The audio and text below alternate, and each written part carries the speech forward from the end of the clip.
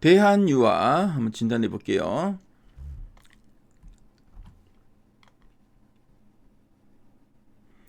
자, 지금 대한유화의 최근 3개월 주가 추이가 나와 있고요. 그래서 10월, 11월, 12월, 1월 현재까지 추이입니다.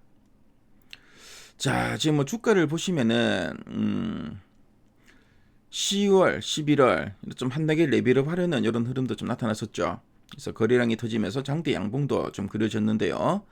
여기서 좀 추가적으로 이제 상승을 좀 하지 못하고 상승분을 또 다 반납했습니다. 자, 그 이후로 이렇게 좀 등락이 좀 반복되는 흐름이 계속 이어졌고요. 연초 이후에는 다시 좀 지지부진한 흐름이 나타났다가 최근에 다시 좀 반등은 조금 이제 시도를 하고 있네요. 그래서 그동안 상당히 좀 이렇게 좀 변동성이 있는 이런 흐름을 계속 좀 이어갔는데요. 자, 그럼 대한유화 최근 3개월 동안 증권사에서 제시하고 있는 향후 1년 목표 주가 평균값을 한번 보겠습니다. 전번에가 18만 8,500원이네요. 현재가 대비 상승 여력은 37.09% 정도 보고 있습니다. 자, 그럼 탐방 리포트 한번 보도록 하겠습니다.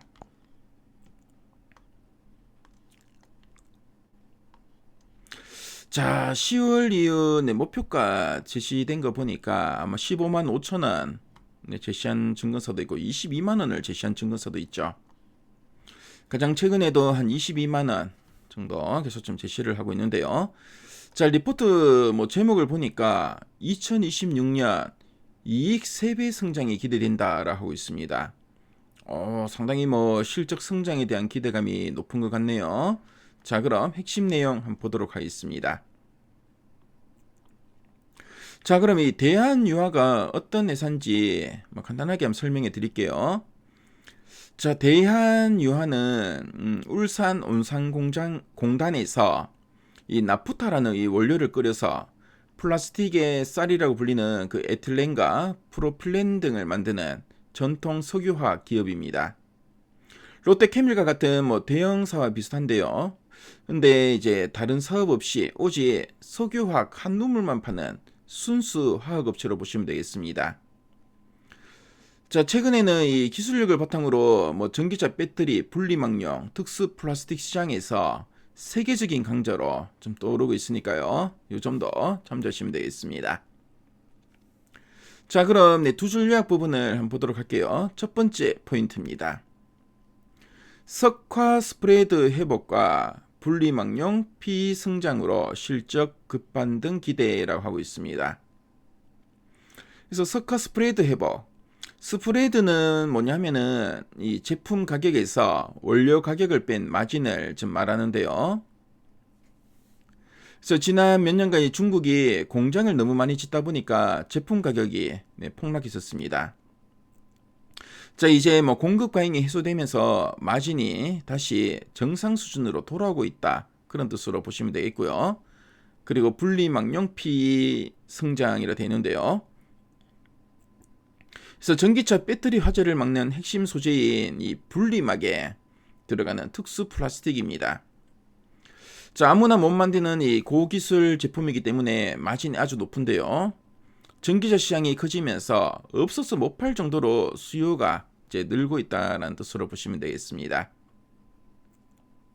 자, 그리고 이제 두 번째 포인트 한번 볼게요. 구조조정 수혜와 발전소 이익 반영으로 중장기 재평가 가능이라 돼 있죠.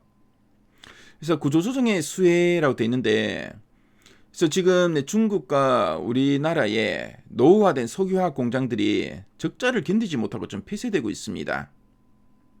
그래서 경쟁자가 줄어드니까 살아남은 대한유화는 물건을 더 비싸게 잘 팔 수 있는 환경이 좀 조성되었다고 할 수 있겠고요. 자, 그리고 발전소 이익 반영이라 되어 있는데, 대한유화가 지분을 가진 그 한주라는 회사가 있는데요. 이 회사가 이제 LNG 발전소를 운영하고 있습니다. 그래서 화학 경기가 좀 나쁘더라도 전기는 또 계속 쓰는 거죠. 그러다 보니까 여기서 이제 매년 안정적으로 수백억 원의 이익이 들어오게 되었고, 그래서 회사의 실적을 든든하게 좀 받쳐주고 있다. 그런 뜻으로 보시면 되겠습니다. 자, 그럼 아래 단에서 좀 더 이제 구체적인 내용들 한번 보도록 하겠습니다. 자, 보니까 2026년 실적 대폭 회복 국면이라 돼 있죠. 그래서 2026년 올해 영업이익은 1,901억 원으로 전년 대비 215%나 증가할 것으로 좀 보고 있고요. 그래서 지난해 2025년 흑자 전환 이후에 본격적인 이익 레벨업 구간에 좀 진입했다라고 하고 있습니다. 그래서 그동안 적자였다가 2025년 지난해에는 이제 흑자로 전환했고, 그리고 올해 2026년에는 이익이 상당히 큰 폭으로 이제 증가할 거다라는 의미죠. 자, 보니까 이제 석가 스프레드 회복이 좀 가시화되고 있다라는 이야기. 앞에서 우리 두 줄 약분을 바쳤죠. 자, 그리고 분리망용 PE, 폴리에틸렌의 이제 성장성과 고수익 구조에 대해서도 좀 언급하고 있습니다. 그래서 이제 뭐 2차 전지 ESS 에너지 저장 장치 시장의 성장으로 분리망용 폴리에틸렌의 수요가 확대되고 있다라는 이야기 하고 있고요. 자, 그리고 이 제품은 이제 상당히 좀 높은 판매 가격을 유지하다 보니까 수익성 개선은 또 지속되고 있다라고 언급하고 있습니다. 자, 그리고 앞서 두 줄 약분을 봤지만 이제 발전소, 그렇죠, LNG 발전소 편입 효과에 대해서 이야기하고 있죠. 그래서 울산 한주 그 LNG 발전소 연결 편입으로 안정적인 이익 기여가 나타나고 있고, 그래서 2026년 올해도 발전소 영업이익 1,100억 원 이상이 전망된다라고 하고 있죠. 그래서 어떻게 보면 이제 대한유화는 이 경기 민감형 산업인 화학 사업을 주로 합니다. 하지만 이런 이 발전소 사업은 어떻게 보면은 이게 꾸준하게 현금이 들어온 캐시카우 역할을 하는 거죠. 안정적인 사업으로 보시면 되겠습니다. 경기와 무관하게 전기는 계속 쓰기 때문에 이런 뭐 경기에 그렇게 좀 민감한 부분은 좀 없다고 보시면 되겠고요. 그래서 이렇게 좀 안정적인 이익이 들어오면서 실적을 든든하게 좀 받쳐줄 수 있다라고 보시면 되겠습니다. 자, 그리고 울산 NCC 구조 조정 관련된 수혜도 기대되고 있고 밸류에이션 매력도 있다는 이야기 쭉 나오죠. 자, 그럼 상세 보기 클릭해서 리포트 문을 한번 훑어보도록 할게요.